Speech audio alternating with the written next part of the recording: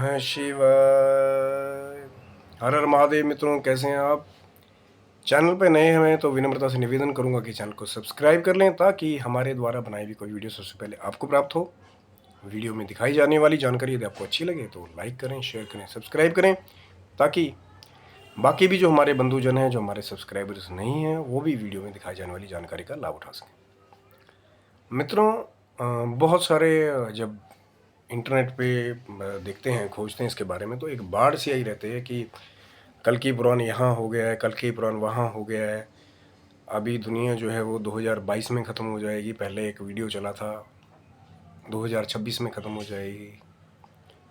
लेकिन वेद पुराण क्या कहते हैं कि सब युगों की जय। पहले सतयुग, फिर त्रेता, फिर द्वापर, फिर कलयुग। ऐसे करते करते ये हमारा 28वां कलयुग है मनवंतर के हिसाब से। 27 कलयुग इससे पहले हो चुके हैं, ये 28वां है।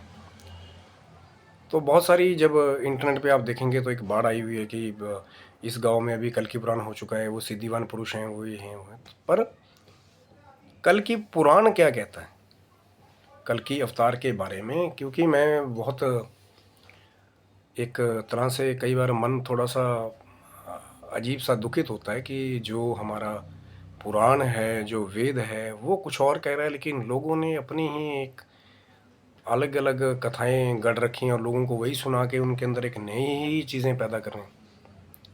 जब कल्कि पुराण पढ़ेंगे तो उसके अंदर जो कल्कि जी का जो जन्म है वो शांबल ग्राम में विष्णु शर्मा के घर में बताया गया है। अब कई उसको शांग्रीला कहते हैं, आने वाला, और कई हिमालय का उसको जो रीजन है उसको कहते हैं, और कुछ लोगों को तो अलग ही कहानियाँ कहते सुन रहा हूँ कि कलंकी अवतार है ये, कुंवारी कन्या के पेट से उत्पन्न होगा, ये उसको कलंक लगेगा। ऐसा कुछ नहीं है। कल्कि पुराण के बारे में आप पढ़ेंगे तो थोड़ा सा यही, ज़्यादातर लोगों को ये तो है उसमें कि शांबल ग्राम में विष्णु शर्मा के घर में ब्राह्मण परिवार में कल्कि का जन्म हुआ और देवदत्त नामक घोड़े पर सवार होकर के कल्कि जो है अपनी दिव्य तलवार से जो पाप समूही लोग हैं, जो आगे चल के राक्षस प्रवृत्ति वाले हो जाएंगे, उनका संहार करेंगे। लेकिन कल्कि अवतार का जो जन्म समय है वो कब का बताया गया? अगर वेद पुराण की बात करें तो जो हमारा कलयुग है उसकी पूरी आयु जो है वो 4,32,000 साल है। और अभी कितने हुए हैं? अभी सिर्फ 5100 के करीब हुए हैं, यानी लगभग 5,100 वर्ष जो है उसके आसपास हुए हैं। और कल्कि का जो अवतार है वो जो कलयुग का जो चौथा चरण बताया गया है। अब अगर आप 4 पार्ट्स भी करेंगे 4,32,000 साल के, तो चौथा चरण जो है, जो चौथा लाखवां जब समय आएगा, 4 पार्ट में डिवाइड कर लिया ना आपने 4,32,000 को, तब जाकर के कहीं बताया गया कि अंत में जाकर के चौथे चरण में कल्कि का अवतार होगा। भगवान विष्णु नारायण स्वयं अवतार धारण करेंगे। लेकिन बहुत सारे लोगों को देख रहा हूँ कि कहते हैं कि ये 2000 कल्कि अवतार हो गया, 2024 में दुनिया ख़त्म हो जाएगी, 26 में ख़त्म हो जाएगी। अभी सिर्फ 5,5100 के आसपास ही साल हुए हैं।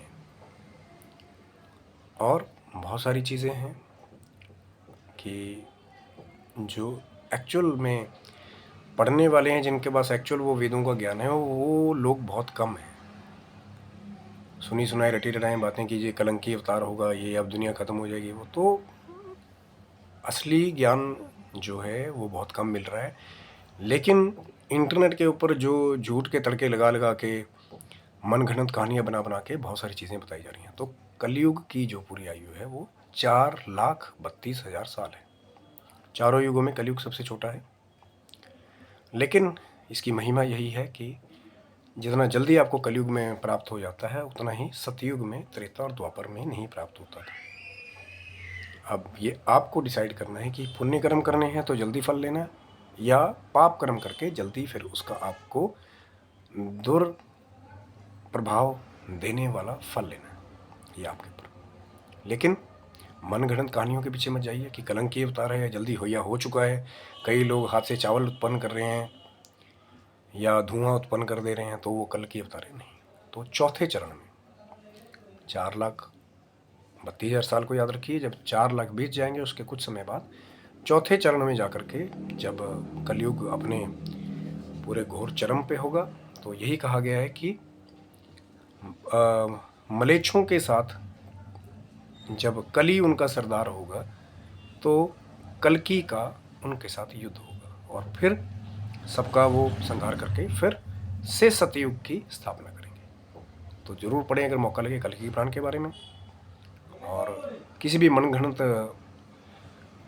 प्रचलित जो आजकल लोकतंत्र लोग खुद से उत्पन्न करें उनके पीछे ना जाएं। अगर पढ़ सकें तो सही ज्ञान की तरफ जाएं ताकि सही आपको ज्ञान मिले, सही आपकी मनोदशा रहे।